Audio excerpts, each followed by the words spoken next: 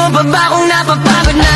Kahit na mahal kita, hindi sapat na dahilan na manatili pa sa tabi mo.